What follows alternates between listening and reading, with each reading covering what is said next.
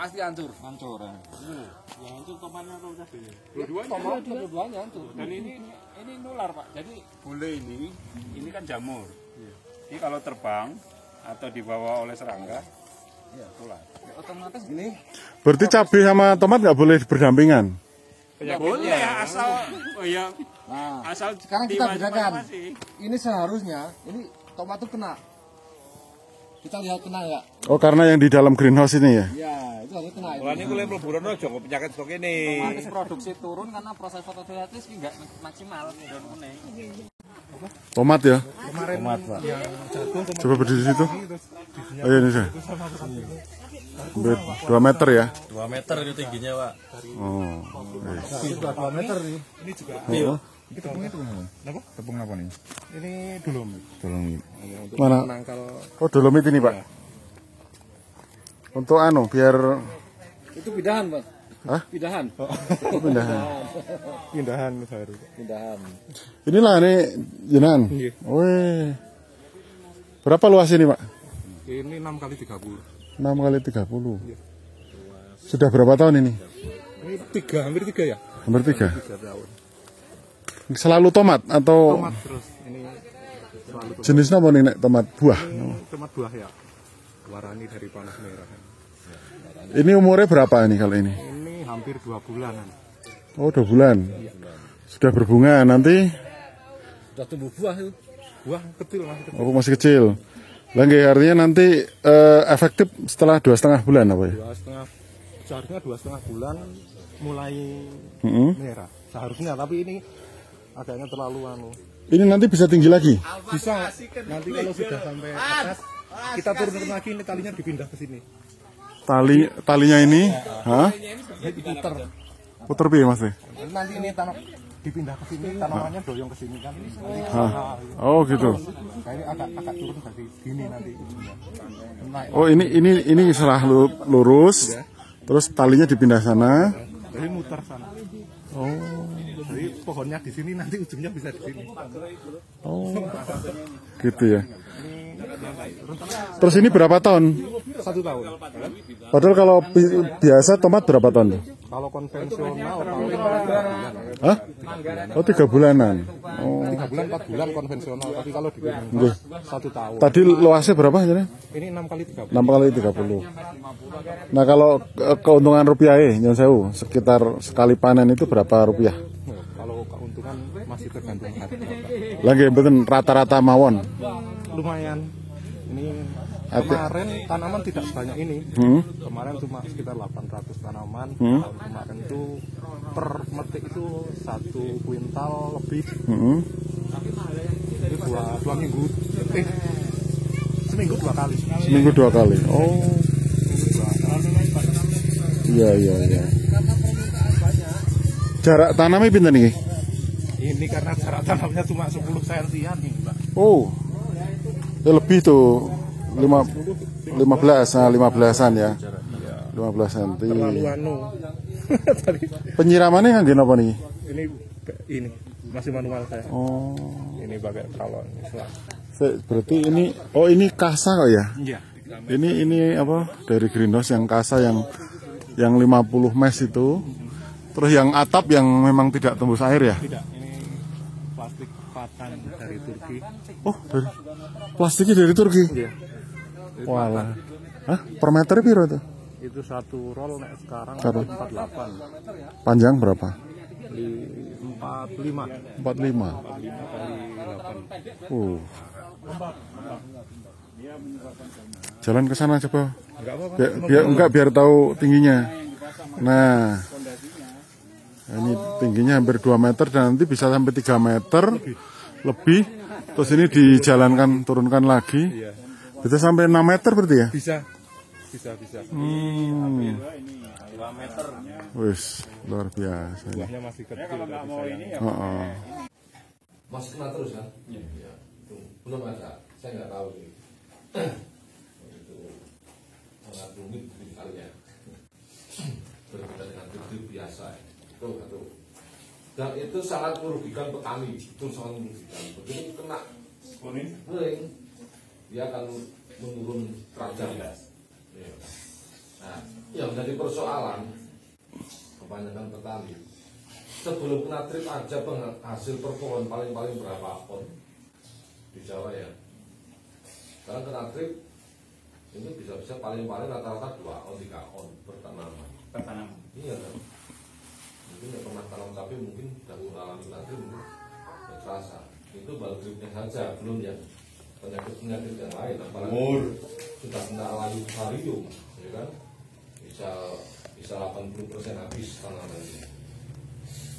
Ditambah lagi di sentra-sentra sawah dataran rendah kan, terus itu kena layu fusarium bisa habis tanaman.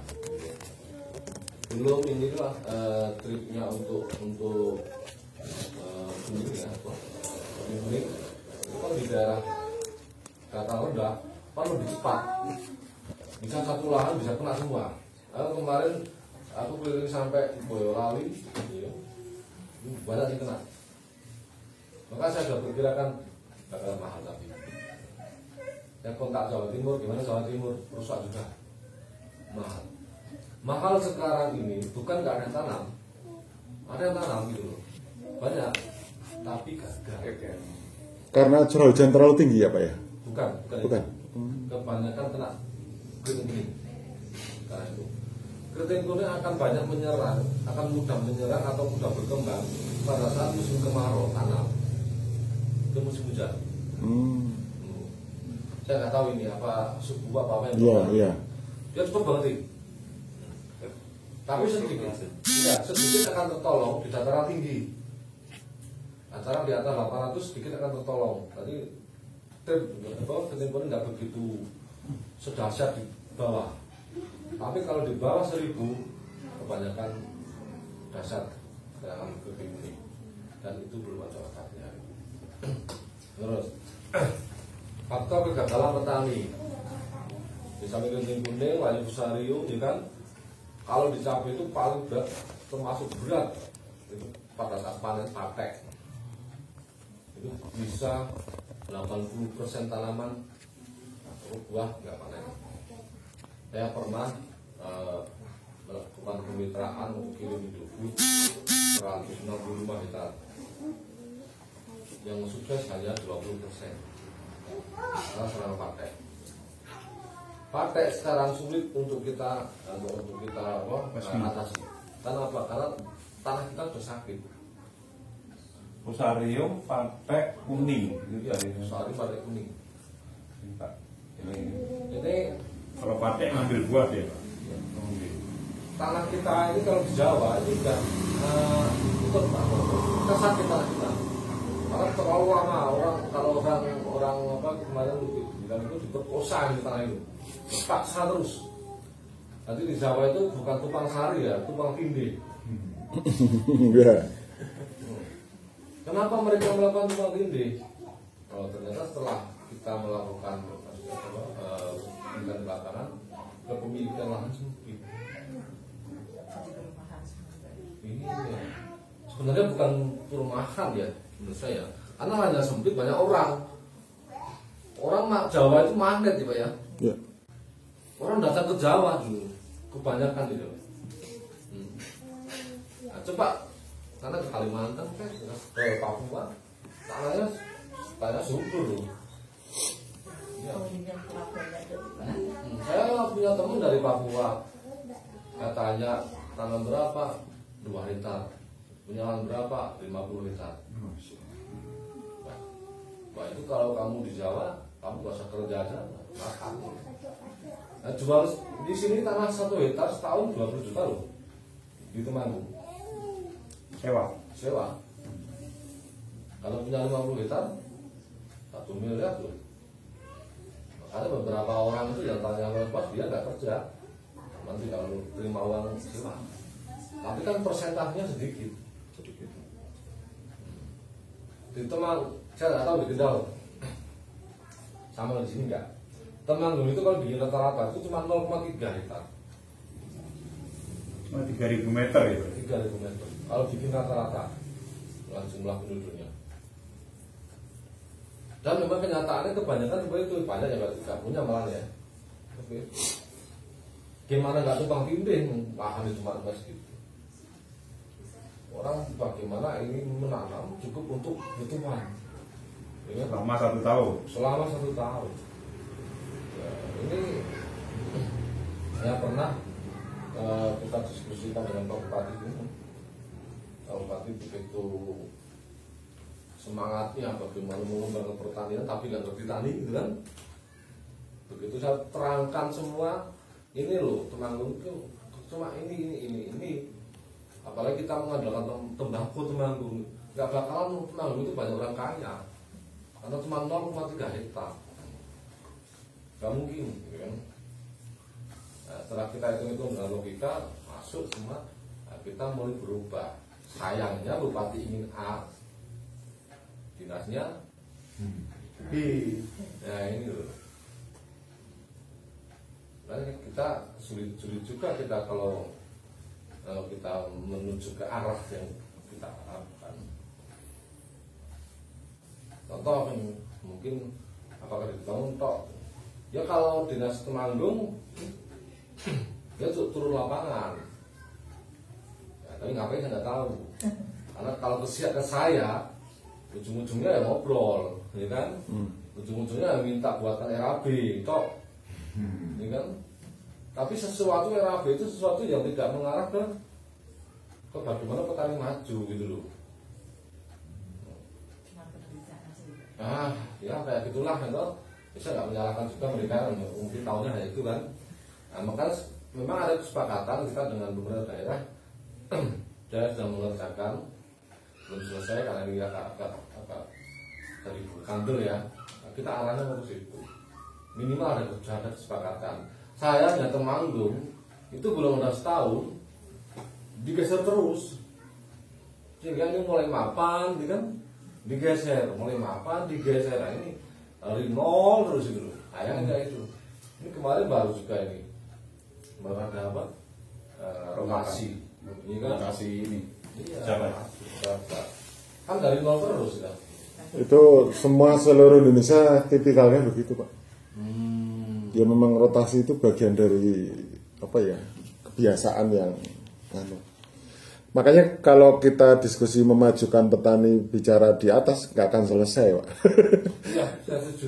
Makanya yang kita di paguyuban ini bagaimana mulai dari misalnya Pak Alwi tadi, oh ternyata nih nggak usah disuruh, dia memang hobi otak-atik, oh mangga trennya ini, oh ini gitu ya. Nah misalnya di Bapak misalnya cabai, nah mungkin ada yang spesifik, misalnya katakanlah dari petani itu kan 3.000 meter kepemilikan rata-rata, bahkan ya aslinya banyak yang nggak punya juga.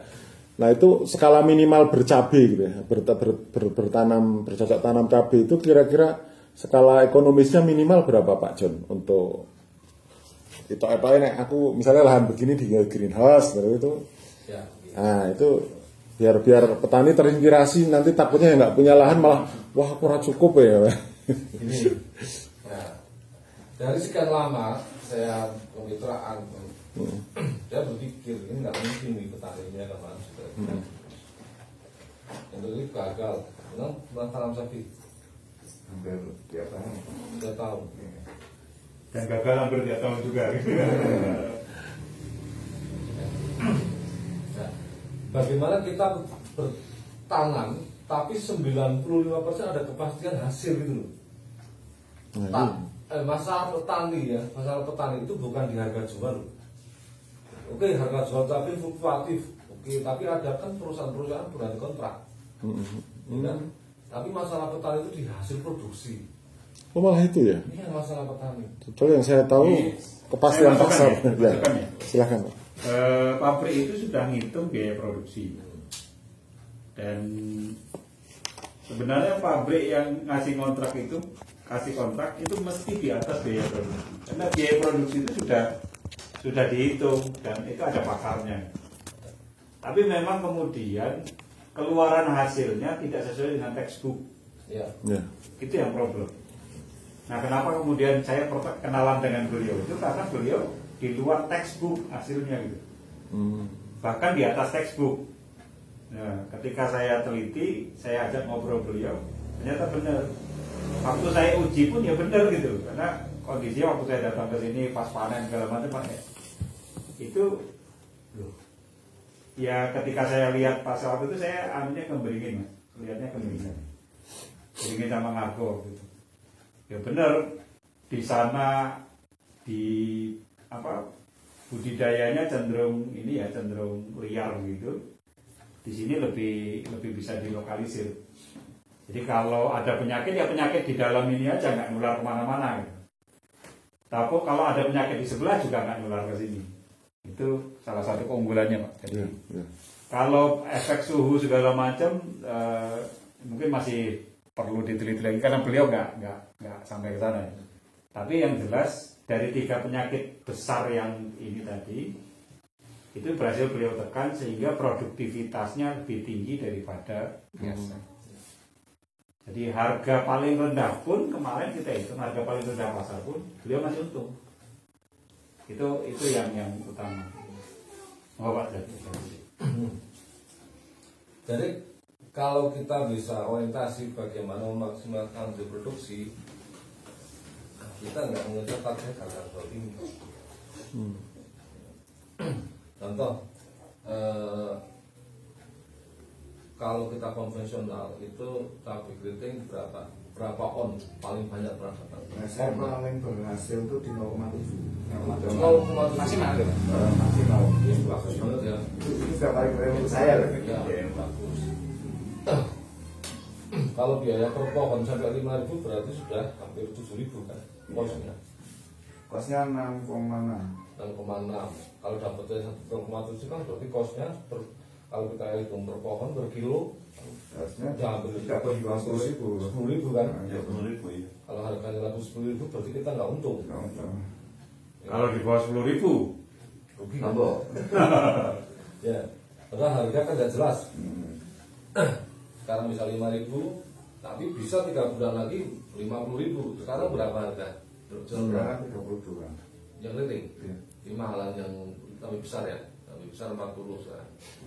Dan cabai seret sekarang berapa? 60. Itu harga petani atau harga di pasar? Harga petani. Oh petani. Ya. Dan, tapi kita nggak bisa dari patokan ya harga ini, ya kan? Tapi perlu diingat, harga ini hampir setiap tahun ada di atas 20.000. Pasti ada. Desember, Januari, Februari ini harga tinggi dari dulu. Desember, Januari, Februari. Kenapa ini harga ini tinggi? Karena pada saat musim kemarau itu banyak yang tidak bisa tanam.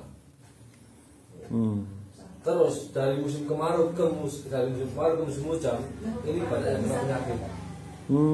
Terkadang ya. Ya macam-macam lah, kan kena penyakit. Dan itu nanti akan mudah terkena patek. Kena patek benar. Nah, pakai untuk saat ini sih sangat sedikit, sangat sekali untuk yang rawit merah ya. Itu memang sangat riskan. Untuk keriting itu Tetap aman ya, itu ya. Nek sing rawit merah parah ya. Parah. terus yang persoalan kan di mungkin 5 tahun terakhir virus kuning sampai saat ini belum bisa mencegah, bukan mengobati, mencegah. Karena mungkin kan ilmu tanah kalau lebih tahu. Kalau kita akan lebih bagus terus tanam, maka tanah perlu istirahat. Ya. Karena tanah di Jawa nggak bisa istirahat. Istirahat, mau istirahat, makan juga. Iya kan? Itu masalahnya pola pikir seperti itu. Iya betul. Iya, dia pola pikirnya kalau istirahat, dia nggak bisa makan. Apalagi lahannya cuma itu kan. Iya, maka nggak bisa seperti itu.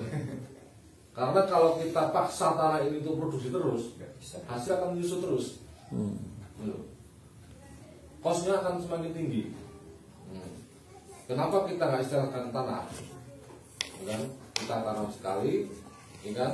Tapi penghasilan kita mendapatkan 2 kali atau 3 kali dari kita paksa tuh tanah itu. Ini petani yang berusaha sendiri. Mereka paksa terus, perkosa terus bahasa apa ya? Salah terus. Lebih celaka lagi pupuknya, Pak.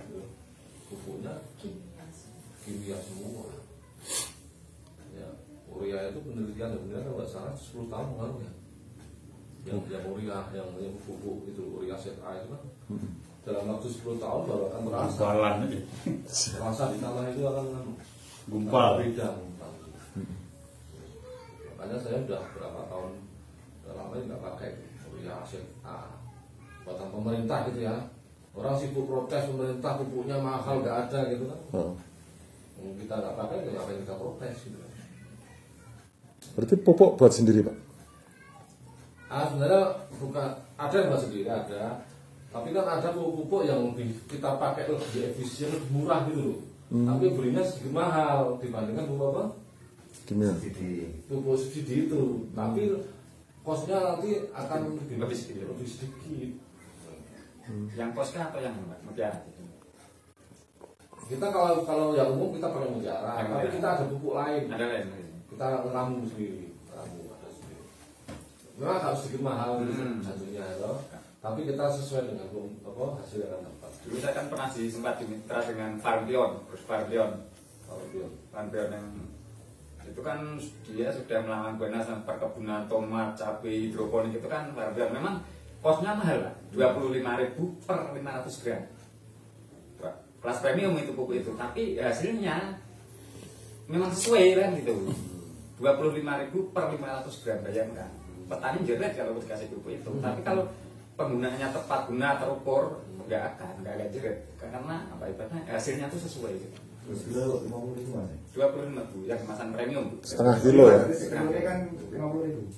Ya sekilonya 50.000, tapi kemasannya 500 gram. Iya, 25. Sampai-sampai dari Farmpion itu minta foto-foto ke saya karena itu saya nyoba itu. Itu NPK? Atau lengkap lah? Oh, majemuk. Majemuk 16. Tidak, Farmpion 32. Jadi ada yang hijau, merah, biru. Disesuaikan dengan caranya tanaman itu. Oh, yang paling tinggi yang 32 itu. Yang 32 itu kan untuk masa mulai berbunga kan itu. Ya. Kalau pupuk yang biasa kita pakai kita belum berani jual secara umum karena itu kita mendapatkan ini sinyalnya susah. Itu ramuan yo kita pakai yang orang pakai sebenarnya. Cuma kita ramu kita dimodifikasi lah ya. Gitu. Orang banyak pakai jelas itu, tapi kita modifikasi. Kita ini stabil, kita harus pakai apa ini gitu kan. Oh itu untuk tanaman sayuran, apa buah apa. Campur dengan pestisidanya nggak, Pak? Enggak. Oh, khusus pupuk ya? Okay. Kita sekarang bagaimana kita organik. Jadi kita arahnya banyak ke organik ya. Karena kita dengan kita ramah lingkungan dengan harapan nanti tanah itu sendiri akan baik. Mungkin kembali juga ya, Pak ya. Ini kamu atau dari Bapak? Jangan-jangan anak saya.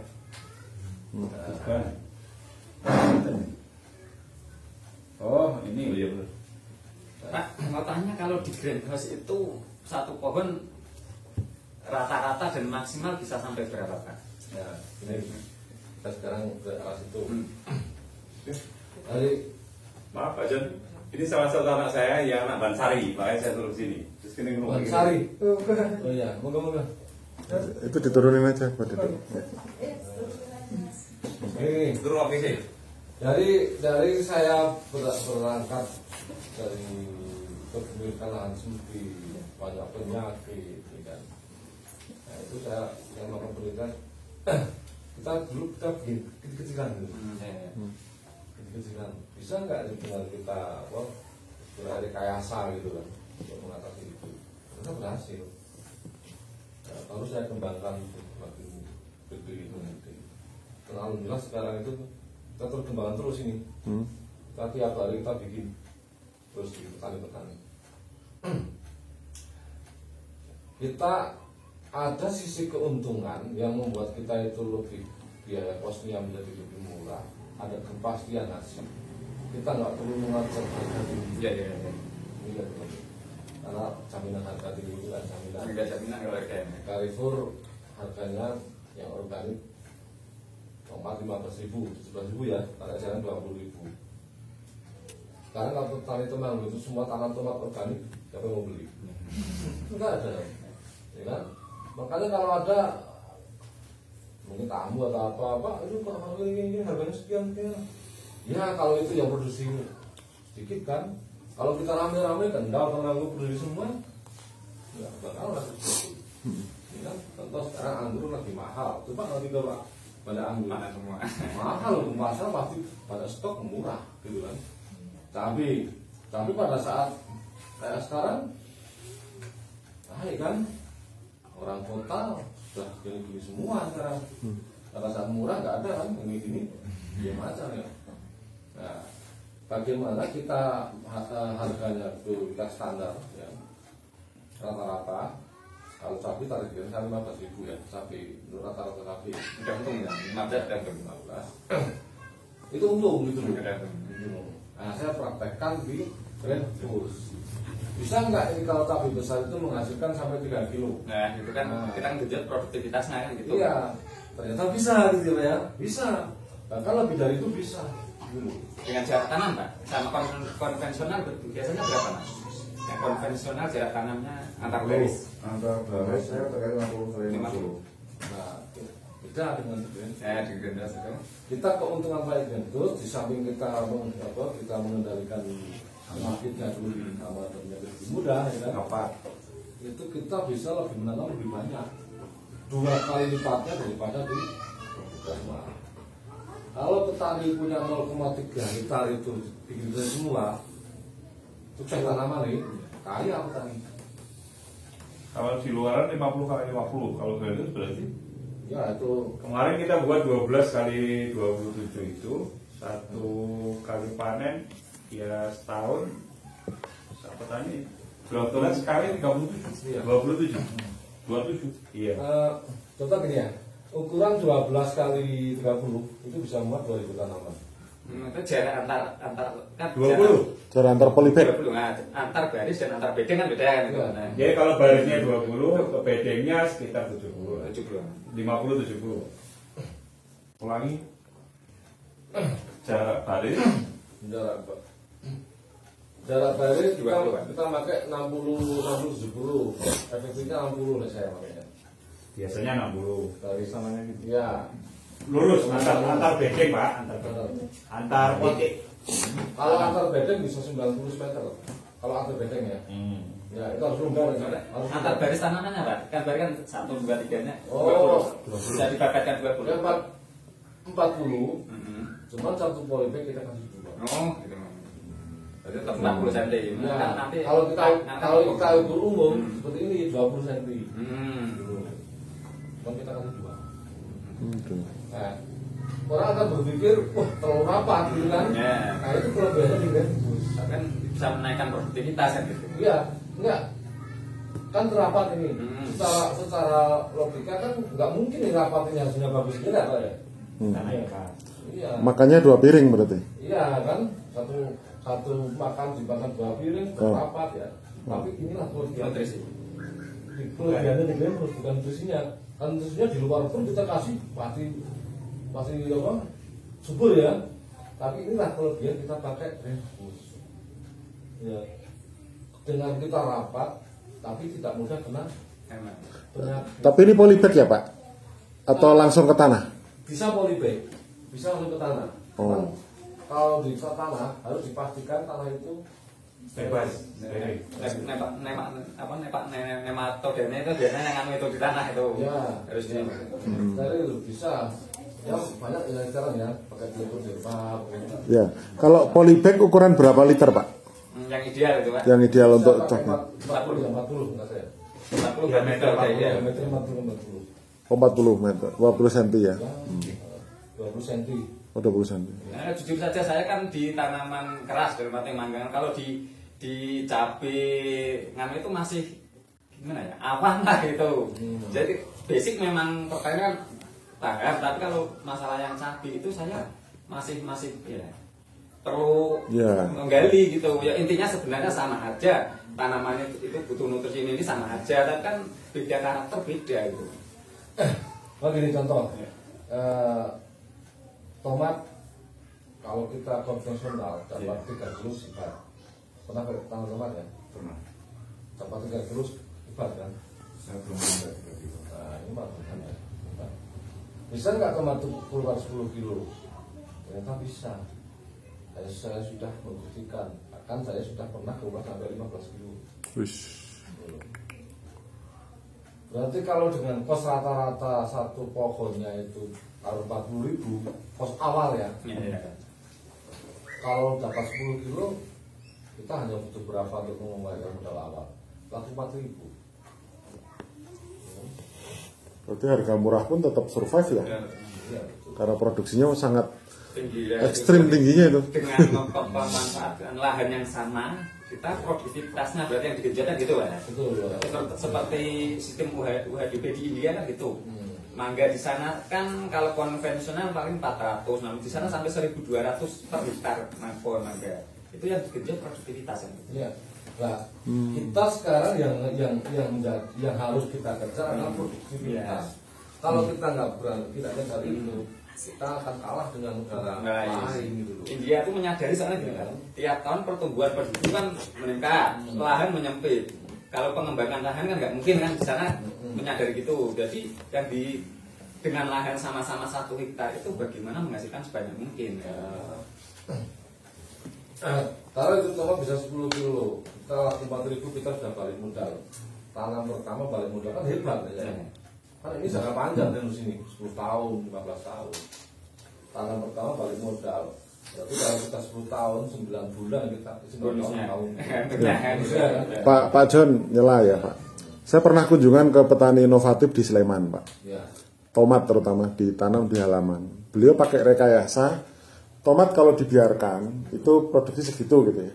Tapi terus dia ditali ke atas, jadi dibuat merambat. Itu umurnya jauh lebih panjang, produksi jauh lebih banyak. Nah itu yang dilakukan beliau. Oh sama berarti. Secara Pernah lihat videonya nggak?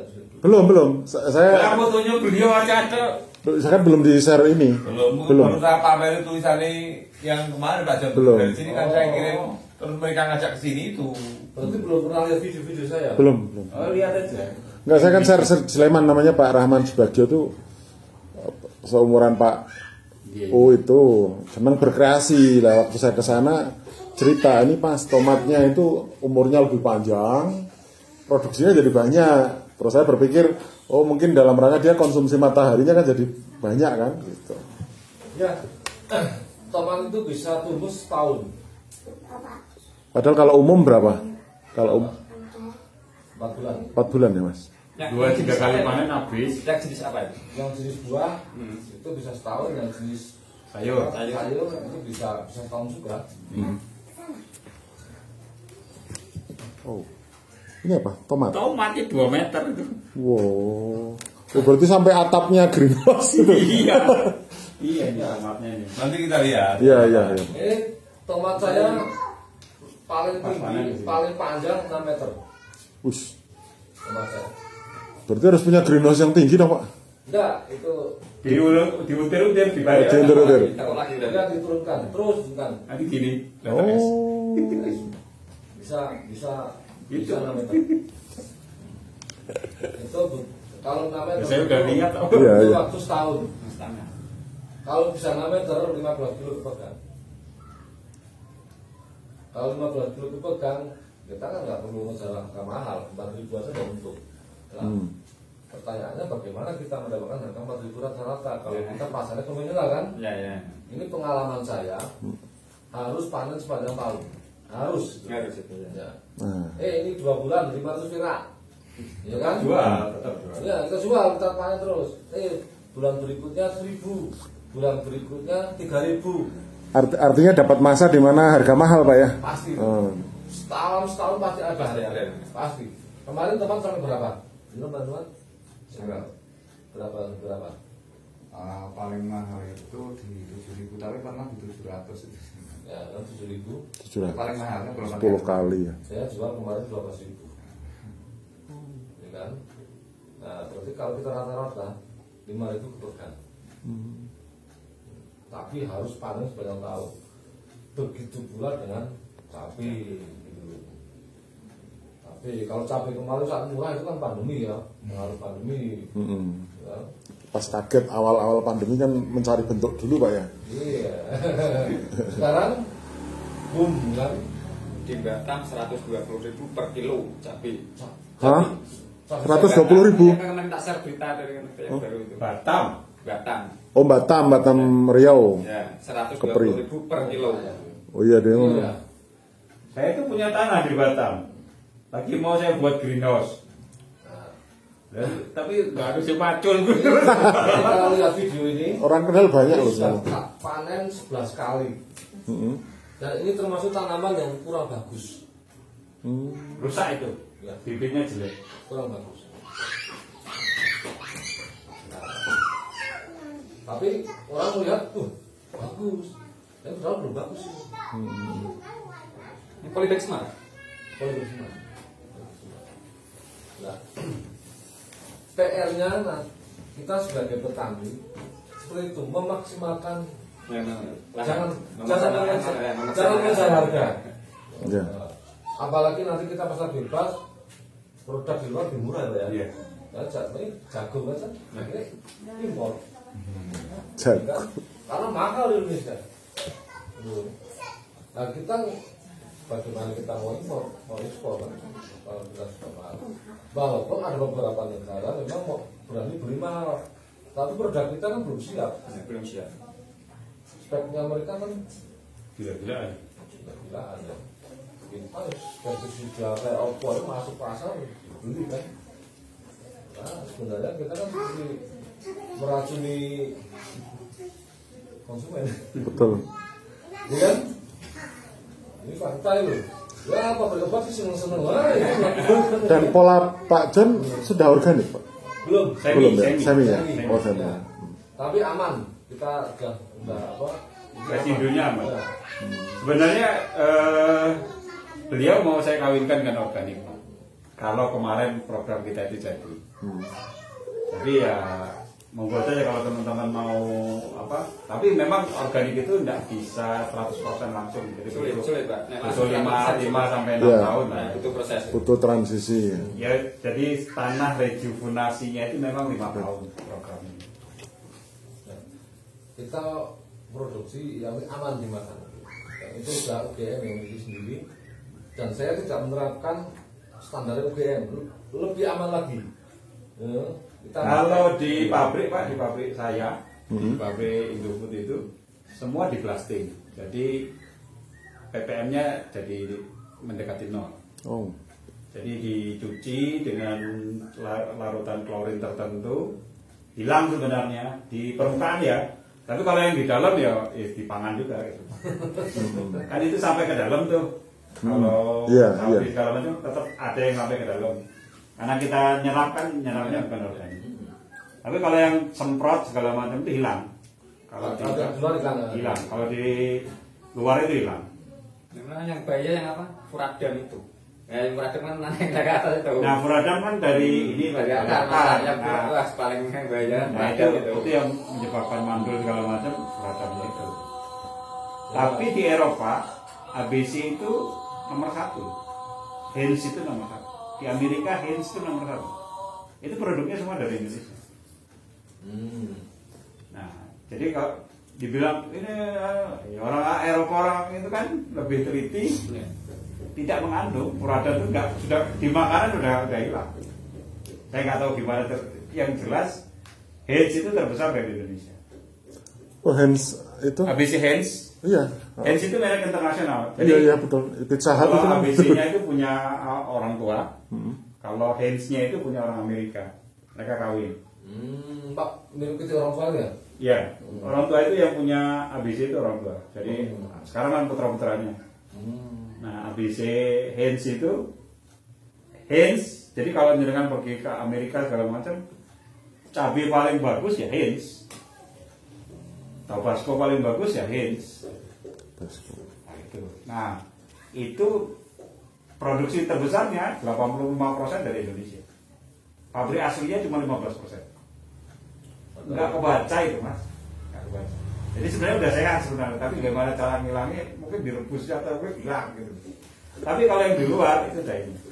Nah, kalau yang untuk organik itu kebutuhannya untuk yang ini premium, jadi kelas-kelasnya kecil, kayak ada Lombok Ibu siapa gitu, itu memang ke Belanda ya.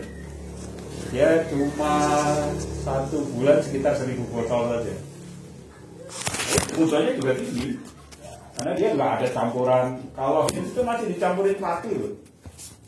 Pati itu apa ya? Pati tepung. Ya tepung, tapi bukan tapioka. Nah, salah satunya malah tepung kimpul. Itu campurannya itu. Kalau orang tua itu kebutuhan untuk tomat gede banget. Betul Pak. Jadi saya ya kalau pasarnya, maksudnya tinggi lah.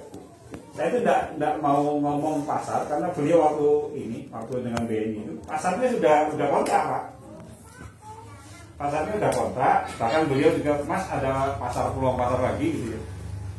Saya itu sudah siap gitu. Cuma memang waktu itu problemnya karena cabai dan tomat itu tidak diizinkan secara nasional masuk diberi kredit. Karena hampir semua petani cabai dan tomat itu nunggak. Ya. Sudah ada track recordnya. Ya, udah blacklist. Nah, itu beliau tahu ini. Beliau tahu. Ya, itu hitungannya udah saya masukkan, udah diterima. Cuma keputusan akhir mau diberi itu tidak jadi. Ini kan fakta kan, kredit di perbankan itu banyak yang enggak. Tapi banyak petani cabai kan enggak. Iya. Ini kan ini sudah. Ya problemnya itu sebenarnya, jadi gagal panen itu sangat tinggi. Nah waktu BNI saya kasih foto videonya beliau terus main segala macam itu, ya beliau yakin karena melihat langsung panennya. Ya, makanya saya bilang tadi kontrolnya apa? Oh, ya apa bom? Saya juga nggak tahu itu. Buktinya bisa 4 kilo, satu pohon itu cabai itu 4 kilo. Biasanya faktornya masalahnya banyak loh Pak. Di produktivitas itu hubungannya saling terkait antara faktor genetik dari bibit itu sendiri, ya, dari pupuk. Enggak kan kalau cabai dalam konteks ini cabai itu cenderung stabil Mas. Jadi gini, cabai itu dari sisi bibit ya, cenderung semuanya sama kalau perlakuan terhadap ininya ramanya itu bisa dikendalikan. Walaupun beliau punya referensi ya, kalau bibit cabai beliau punya referensi sendiri. Nah, menurut Pak Jen apa yang kira-kira kan ada dari panah merah, kapal terbang apa kan yang menguntungkan petani kira-kira apa Pak? Itu satu perusahaan punya biasanya kan punya kelebihan sendiri lah kan gitu. Kalau saya kan besar itu ini Tanindo. Kapal terbang ya, kapal terbang. Kalau gue ini panah merah, tomat panah merah. Itu kebanyakan kalau cabai besar hampir semua produk yang dia di benih dari Tanindo itu bagus. Tapi kalau tomat panah merah, kan banyak tomat panah merah. Kayaknya kalau akar rendah seperti lentana ya, panah merah. Kalau dataran tinggi seperti yang sekarang puluhan itu apa ya? Itu bagus tuh, saya lupa, bagus. Nanti kebanyakan seperti itu. Punya khasnya sendiri lah. Ya punya.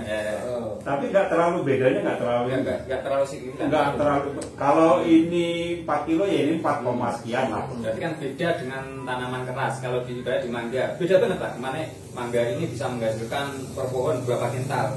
Beda genetik aja sulitnya jauh banget kalau di mangga gitu kan. Kalau itu ya maaf. Rasanya enggak, jadi gini.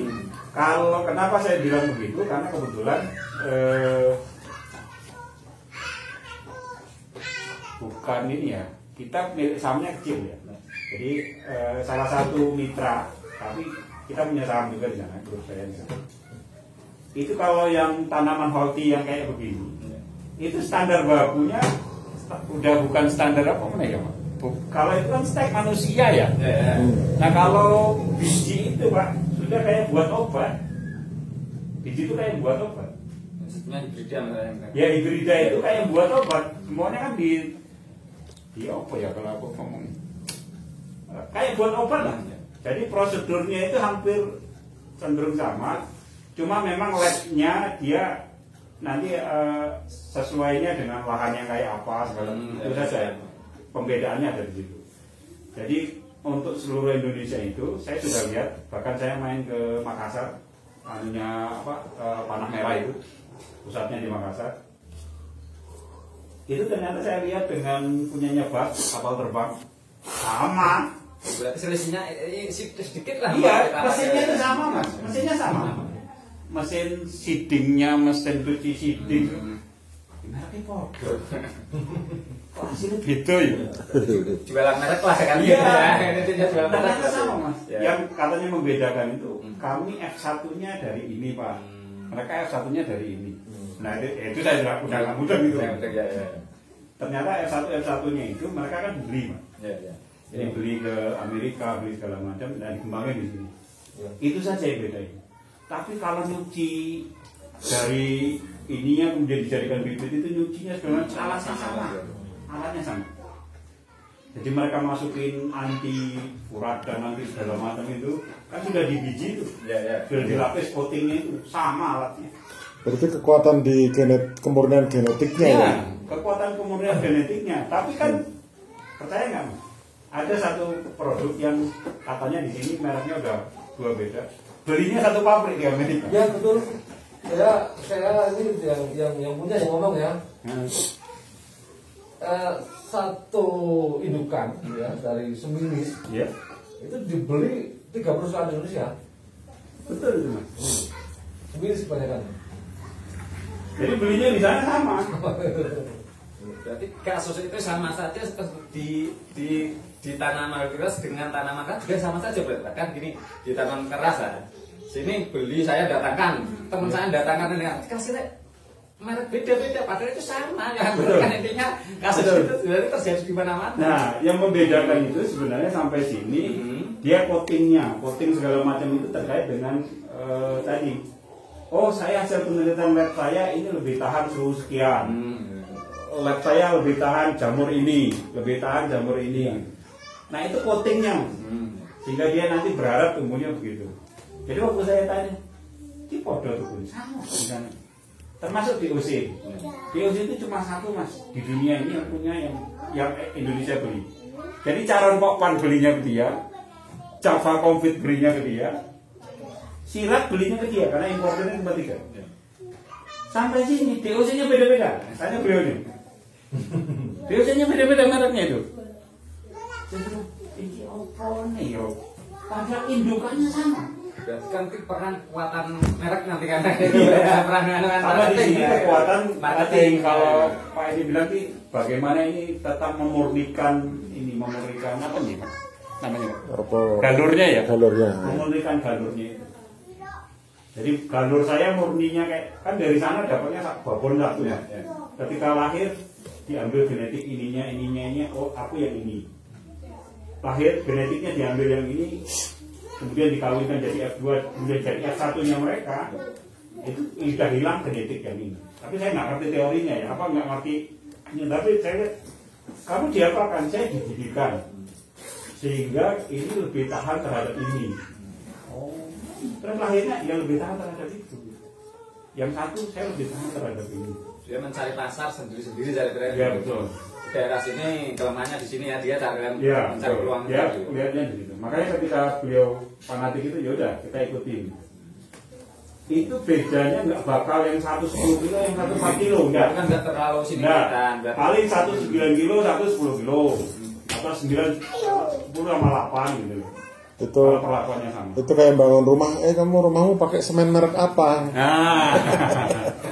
Berarti kunci dasar berarti intinya kan di perawatan itu mulai proses kita di lapangan kunci dasarnya.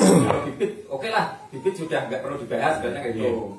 Sudah kalau kita beli yang bermerek kapal terbang atau apa, berarti juga sudah nggak diragukan. Isonya kan sama, isonya sama. Nah 3 ini saya nambahin Pak John ya. Jadi saya kalau habis dari Pak John itu biasanya manggil agronom. Ini bener lah ceritanya Pak John. Benar Pak. Jadi dari ketiga ini itu kan satu disebabkan oleh virus kan tadi penyakit tadi besar itu. 2 disebabkan oleh jamur. kuning, fusarium, patek. Nah, Ya, gitu. kalau kuning itu dia virus. Kalau patek sama fusarium itu jamur. Nah, dengan meminimalisir adanya uap segala macam yang dari luar, ya, dan kemudian aerasinya diatur, drainasenya ini diatur melalui sentral, nggak asal nyiram gitu. Irigasinya. Irigasinya, dia lebih Dibuat otomatis nggak, Pak? Otomatis. semi lah. Kita pakai keran biasa. Pakai keran. Ya? Jadi tiap sekian jam sekian baru dikasih air. Ya. Itu membuat dua penyakit besar. Jamurnya itu kan membutuhkan air dan uap air. Itu lebih berkurang. Jadi kemungkinan tumbuhnya jamur untuk patek dan itu dia lebih berkurang. Nah, kalau dari kuning itu dia ada metode sterilisasi. Itu membantu. Terus kedua, kuning itu dibawa oleh serangga. Jadi nek serangga mencok ning wicin kuning, mencok ke yang hijau, selesai itu. Jadi atau ke bawah angin, selesai. Nah, dengan adanya ini Greenhouse itu nggak bisa masuk, dan serangga angin nggak bisa masuk kan ke alangan ya, serbuknya itu ke alangan. Terus serangga juga nggak bisa masuk, kecuali di bolong-bolong akhirnya mlebu. Jadi harus menjaga itu tetap pada mes minimal 50 itu yang bisa dilakukan. Jadi kenapa saya kemarin yakin karena saya dapat ilmunya dari agronom itu Pak. Dulu kenapa kita nggak ngembangin itu? Karena itu sangat mahal. Jadi kalau petani dipaksa itu, kan saya cuma beli hasilnya. Saya minta petani kan. Kenapa untuk macul? Mereka tuh biasanya macul itu habis sekitar cuma 20 juta. Tanahnya luas, ini 50 juta mau 350 meter tadinya. Itu yang problem karena dia langsung bangun ini kan, 50 juta udah bangun ini. Itu untuk 12 kali 30. 12 kali 30, 50 jam. Iya, 50 juta. Belum bibit dan lain-lain sekitar 10 juta gitu. Sementara kalau orang beliau saya suruh kasih uang 60 juta, berapa meter? 60 juta. Berapa hektar? 1 hektar. 1 hektar. Ada sawah sireng 6 juta per tahun ibaratnya. Iya kan dia kan cuma bilang, Pak, masa cuma segini? Mereka tuh nggak yakin, Mas. Karena ini 300 meter, 360 meter, ongkos untuk 1 hektar. Bapak bisa bayangkan nggak cara berpikirnya petani betul saya? Iya. Itu Iya. ditolak, Pak. Mentah-mentah. Nah, beliau sudah mulai dan kemudian dicontoh oleh orang. Jadi beliau, kenapa saya dekati beliau? Kenapa? Beliau sudah mau berkorban memulai. Saya Pak nggak berani, kenapa? Petani saya suruh nanam, saya beli segala macam, nggak mau. Dikasih uang nggak mau. Ini jadi problemnya itu. Kenapa? Mereka mikirnya, Pak 60 juta itu saya udah 1 hektar. 60 juta mau tolong atas semene. Mereka lihat semua mbaknya mau bisa omah gitu loh. Pemikirannya masih jangka pendek lah. Ya makanya saya cerita ke beliau semalam itu, beliau cuma memberikan saya semangat, Pak petani itu butuhnya gini-gini.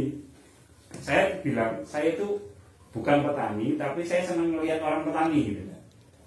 Ya tolong kasih bahasanya ke saya, bahasanya gimana? Ketika ketemu beliau, saya langsung parah nih Pak. Sudah kita siapkan skemanya, tapi ya ternyata bank nggak nyiapin. Karena saya nggak mungkin juga perusahaan langsung ngasih gitu. Karena perusahaan juga mau aman Pak. Ada pola yang pernah saya dengar sayap-sayap itu kayak polanya apa? Kredit Bank Gramin Bank apa ya?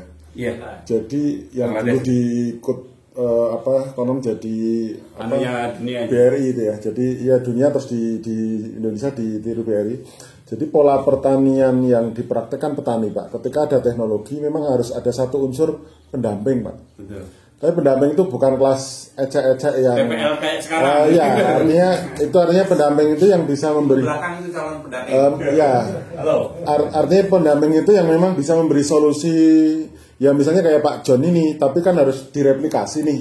Pak John nggak mungkin kan keliling satu kabupaten kan direplikasi. Oh ini masalah ini solusinya ini, masalah ini solusinya ini gitu. Nah saya nyambung yang tadi, jika masalahnya itu 3 penyakit, kan pendekatannya macam-macam nih kalau bisa kita simpulkan. Satu, saya lebih meyakini pertama itu rekayasa lingkungan dulu. Karena kita badan gatal itu ya karena ada keringat, ada belum mandi, ada ini kan, ada faktor lingkungan. Yang kedua, obat itu kan terakhir ya memang dalam pengendalian hama terpadu itu kan obat itu terakhir. Rekayasa lingkungan itu macam-macam, ada dinaungi, ada tadi greenhouse skala 50 mesh gitu ya. Itu artinya yang gede-gede nggak masuk, atau mungkin penciptaan kelembapan air yang sedemikian rupa tidak nyaman untuk kehidupan si jamur itu gitu loh. Jadi ada beberapa rekayasa itu gitu. Menurut saya ada lagi Pak. Apa itu Pak? Menurut saya kan tanaman juga seperti manusia, imun itu harus dibangun. Dalam arti kalau tanaman itu punya imun yang kuat, itu kan ibaratnya nggak terlalu lembek keserang hama gitu. Caranya? Nah, imun itu biasanya dari tanah kan media tanah. Iya. Kalau di Indonesia itu kan di bawah C organik itu kan rata-rata di bawah 0,5, di bawah 5%. Padahal idealnya itu kan 5%, minimal itu. Nah itu kalau ibarat tanaman imunnya kuat, otomatis ibaratnya ada hama kan nggak terlalu, nggak terlalu anu lah gitu. Jadi ini ya, pada intinya kita menciptakan ya, mungkin kalau menciptakan kita membangun aja lah, menciptakan mempersatukan ya. Situasi tanaman itu nyaman, gitu loh. Dia tumbuh nggak ada penyakit, dia butuh makan ada makan, gitu kan? Untuk minum ada minum. Ya, terus dia nggak terkena sesuatu yang ekstrim. Hujan lebat, hujan lebat seharian kan? Ini enggak. Kita ngasih rekayasa situasional itu yang kita bangun. Betul. Yes. Intinya seperti itu. Rekayasa situasional untuk mencapai sebuah target. Coba sekarang kita ngomongin hitung-hitungan pendapatan ya. Sekarang kalau kita berpendapatan 1 kilo aja lah cabai dengan harga sekarang berapa? 60.000 ya. Kosnya 40.000 taruh gitu aja per tanaman. Tanam pertama kosnya 40.000. Dapat 1 kilo lagi 60.000 sekarang atau 50.000. Kan udah balik modal. Jadi kalau kita hitung-hitung secara kelihatan aja udah kelihatan gitu loh. Apalagi dapat 3 kilo, apalagi 4 kilo per tanaman. Bisa kayak mendadak kan. Tapi petani ini belum sampai ke situ. Dia bikin modalnya gede gitu. Betul. Tadi yang dicontohin Pak Tri, kalau petani kok tahu dapat kredit 50 juta, saya malah mikirnya beli motor satu dulu. Ya kan? Satu lagi. Rabinet sih. Belum Pak, motor dulu lah lumayan tuh paling 15 juta gitu kan. Saya kebetulan di grup kan gini Pak, kita gunakan teknologi yang tepat dan terukur. Berarti kan kalau lahan kita susah lah untuk mencari kita ibaratnya kata-kata bertani lah itu. Mendapatkan seperti saya kan nyoba sistem UHDP Mangga aja cuma 300 meter persegi karena kan pakar data lahan. Nah, kita manfaatkan lahan itu semaksimal mungkin kan itu. Berarti kan kita berikan dengan teknologi yang tepat dan terukur itu diharapkan dengan hasil yang maksimal kan itu. Jadi tak pancing gitu biar dia semangat kan gitu. Jangan cuma konvensional itu susah. Nggak bisa kaya petani. Bagaimana kita bisa punya lahan 1000 meter persegi, ya kan 0,1, tapi kita bisa kaya. Nah gitu. Ya. Kalau saya Pak nyambung yang Pak Tri, sekalian saya jawab ya Pak. Petani nggak bisa dengan hitungan dari nol Pak. Jadi misalnya hitungan tadi kan modal total 50-60 juta, ini ada uang kamu gerak seperti Pak John, nggak bisa. Caranya adalah petaninya itu kon kerja dengan Pak John saya. Nggak artinya entah sebulan misalnya, mungkin disuruh-suruh dulu. Ya, disiram jam segini harus disiram. Jam sini buka jendelanya misalnya gitu. Nah, terus sampai dia metik panen itu Pak. Jadi ini ceritanya membangun sensasi Pak. Petani petik, dolen di pasar misalnya atau dolen sana, mereka tahu, oh iya ya, mahal ternyata. Oh iya ya ternyata begini. Baru ya wis, sekarang kamu coba di rumah greenhouse kita bantu buaskan atau mungkin silakan buat pola nanti tak tengok gitu. Jadi nyusunnya itu Pak, nggak langsung celing sendiri. Jadi harus di transisi begitu. Nah setelah itu mereka, oh pokoknya nanti panen kamu produksi stor ke aku ya atau apa gitu, baru nanti ada tahapan itu Pak. Dulu tuh saya nyiapin ini Pak, PPL ya, yang sudah kita latih. Oke. Cuma ya maksud saya gini loh, ini petani nih, ini sudah ada PPL, dia tanggung jawab berapa dosis segala macam dia. Tapi uangnya memang nggak ke petani, jadi mereka yang pegang, karena mereka laporan ke perusahaan kan. Ya. Itu petani juga nggak mau. Sebentar Pak, ada sisi lemah di PPL-nya Pak. Jadi kalau tadi yang saya contohkan Pak John itu kan pelaku. Ini kan juga pelaku, maksudnya dia kita kasih Artinya PPL-nya itu harus juga praktek. Iya dia, jadi gini, PPL itu kita sewain rumah di situ, kita kasih kumbung, dia udah praktek. Oh praktek juga, oke. Iya. Cuma petaninya kan tadi waktu saya ajak omong itu, petani cuma ngomong gini, saya 50 juta mas saya 1 hektar, ngomongnya begitu. Pemikirannya wah 60 juta tak sewa ke lahan dah kan gitu masalahnya. Kalau gini, itu mungkin hampir sama aja. Di saya pun dari sini itu seperti itu. Dia mikirnya 50 juta, oh mesti kan. Betul. Itu akan berubah seiring waktu melihat, oh betul. Nah, sekarang Pak,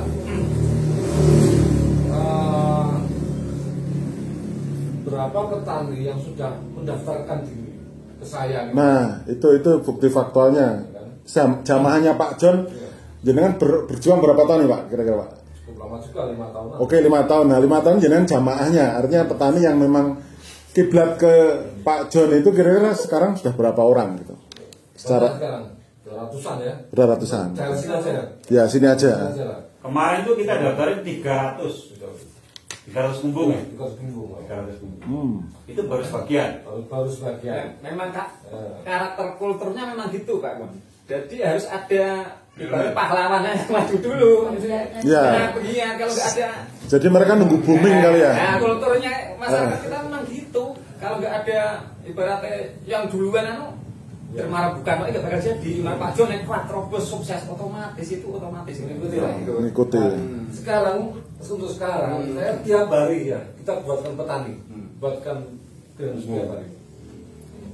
Mungkin ini kita sudah mempersiapkan tempat untuk pembuatan lebih luas lagi. Sementara kita masih di sana di bawah. Ya. Ini tiap hari berarti petani juga ada ketertarikan untuk berpikir secara jangka panjang. Nah, ini yang kita perlu kita bangun. Petani kan dulu rata-rata udah 1 juta dapat 10 juta maunya kan. Ya. Tapi Pak John tidak menyentuh ke arah pemasarannya enggak ya? Hanya sampai ke produksi saja. Nah, kita lengkap sebenarnya. Lengkap ya. Lengkap. Kita dari produksi sampai pasar itu. Pasar. Kita penyediaan saprodi, produksi, pasar. Ya ini mungkin agak sombong juga ini kan. Ya. Tapi soalnya kalau nggak digituin, dia bingung. Iya. Ya, petani jangan dibikin bingung. Dimudahkan aja lah. Iya, dimudahkan saja. Jadi istilahnya petani tinggal ada pekarangan sama tenaga dia aja gitu ya. Betul. Oh. Iya. Kita dengar gitu. Pak, tapi ngene udah. Pak, ini belinya di mana? Untuk iki oh ini obat ini belinya di mana? Regane piro? Kan sudah difasilitasi semua kan ibaratnya tinggal kompak. Pak perang itu tinggal berangkat aja kan gitu. Berarti diloloh. Nah, kalau dulu mikir ini pasarnya itu Carrefour bingung loh Mas. Iya. Nah, sendiri kan putus dengan Carrefour, Giant, terakhir Indofood itu kan karena ketersediaan produk untuk konsumsi kan putus. Oh. Dulu. Lupa kita kompak bagaimana sih continue. Nah, itu kita bisa kita kuasai, kita pasok gitu.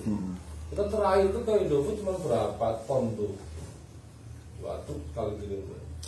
Oh iya Pak John, pengalaman Bapak dari jamaah ini, saya nyebut jamaah aja lah. Itu memang kalangan lereng gunung atau ada yang dataran rendah Pak? Saya dari lereng gunung sampai dataran rendah.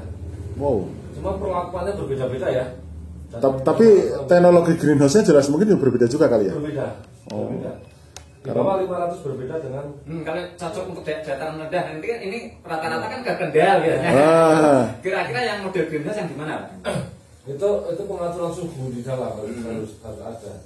Jadi ini apa pakai ventilasi lebih sumuk. atasnya itu. Model yang atasnya itu. Iya, Iya. ventilasi jadi ventilasi samping itu akan lebih banyak. Nah, bantu blower atau apa? Enggak. Enggak usah. Enggak, Buka tutup jendela. Kalau skala kecil nggak usah. Blower itu kan bantu penyerbukan juga kalau di dalam kan nggak ada serangga ya biasanya gitu. Nah, blower listrik no, Pak. Iya. Nah, di sini kan kalau bisa direkayasa tidak menggunakan apa tidak ada kos tambahan lagi, ya kan. Kenapa kita pakai gitu loh, ya kan? Jadi kita rekayasa bagaimana tidak ada tambahan kos biaya. Ya berarti yang model lengkung. Ya, enggak lengkung, ada sirkulasi. Terus jangan terlalu lebar kalau di apa dataran rendah. Maksudnya jangan sampai 50 meter kali 100 meter gitu kan. Mau nggak bawa pakai blower. Ya. Yang penting yang paling tidak Ya, lebih panas ya, Pak. 12 kali berapa kan? Jangan terlalu panjang. Gitu kan. Nah, kemarin yang dari Lumajang itu dia panjang gitu kan. Akhirnya pakai blower. Dia satunya pakai blower 10. Kosnya kan terlalu tinggi. Pabrik itu, Tinggi, iya. ya kan? Ya oke lah, ya bisa jual kayak apa brokoli itu sampai 35.000. Ya itu kan kalangan terbatas ya. Ya kan? Ya paling mungkin ke rumah sakit apa lah yang nggak banyak kan. Tapi kalau kalangan umum mana mau, lebih baik beli di pasar 10.000 7.000 ya. Pasti dia banyak nggak masalah. Masalah gitu kan? Iya, Pak. Enggak. Pasar juga gitu. Sama aja, kalau ada yang 7.000 ngapain jadi beli 20.000? Maksud saya ini sebelum hujan, biar mereka hujan. Kita jalan-jalan dulu, Pak. Ya, Jalan dulu. Iya.